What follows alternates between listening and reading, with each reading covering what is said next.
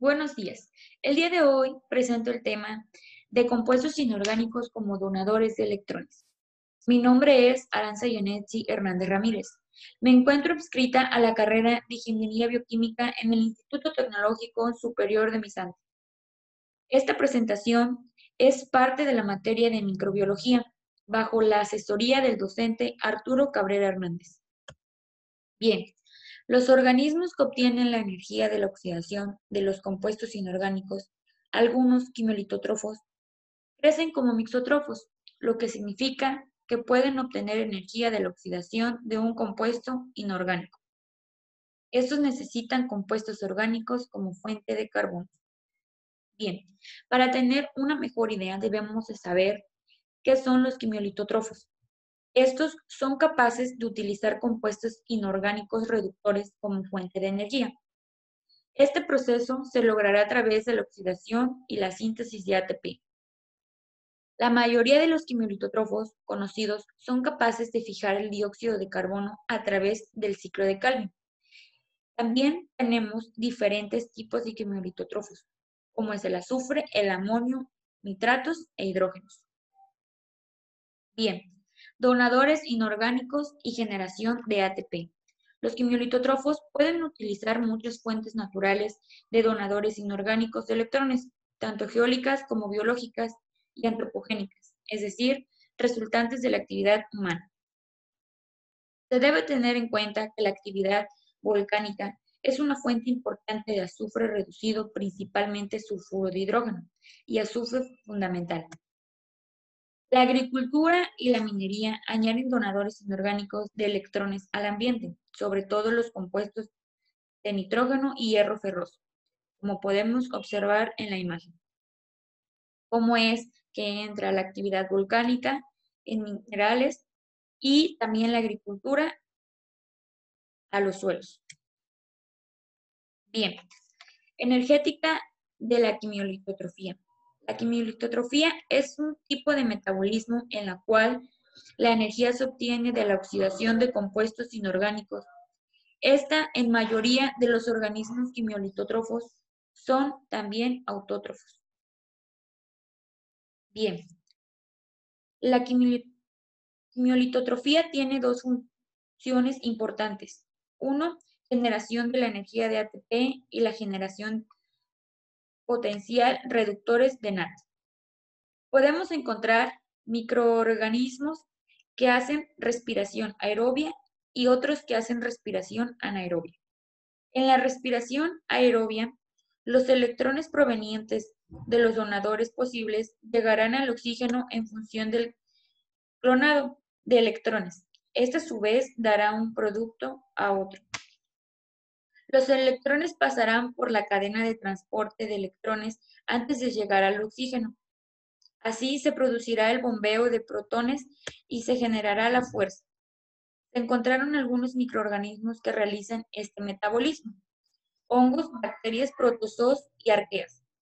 Por otro lado, tenemos la respiración anaerobia. Los electrones pasarán por la cadena de transporte de electrones antes de llegar a los receptores correspondientes. En este caso, serán diferentes al oxígeno y darán lugar a diferentes productos. Este tipo de metabolismos se han encontrado en los dominios bacterias y arqueas.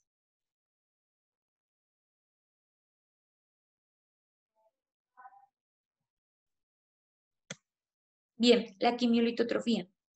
En algunos quimiolitótrofos que realizan la respiración aerobia con el oxígeno como receptor final de electrones son especialmente conocidos y los podemos observar en esta tabla. En la tabla podemos observar los tipos de bacterias quimiolitótrofas, los donadores de electrones y el producto oxidado. Como primer quimiolitótrofo tenemos la bacteria del hidrógeno. Esta utiliza molécula de hidrógeno como donador de electrones y al oxidarla nos da un producto de agua. Posteriormente tenemos la bacteria de azufre. Este usa como donador de electrones compuestos reducidos de azufre y producen sulfato. Las bacterias del hierro convierten el hierro ferroso en férrico. Y las bacterias nitrificantes se distinguen del grupo nitroso, que oxidan al amonio a nitrito, y las del grupo nitro, que oxidan el nitrito a nitrato. En términos generales, la generación de ATP en los quimiolitotrofos es obtenida por un donador de electrones inorgánicos. En la tabla, producción de energía en la oxidación de varios donadores inorgánicos de electrones, observamos 7 columnas. La primera son los donadores de electrones, en la segunda reacciones quimiolitotrofas, en la tercera grupos quimiolitotrofos, en la tercera el par, la delta G en la cuarta, el número de electrones y volvemos a observar la delta G. Un ejemplo de estas columnas son el hidrógeno. Esto a su vez, a utilizar hidrógeno, van a unir oxígeno y a formar agua.